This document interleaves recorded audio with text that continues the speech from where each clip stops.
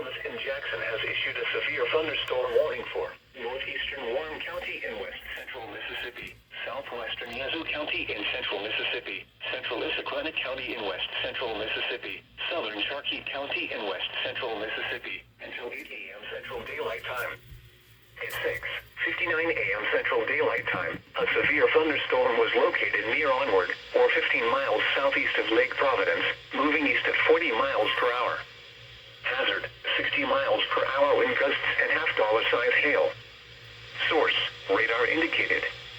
Impact, hail damage to vehicles is expected. Expect wind damage to roofs, siding, and trees.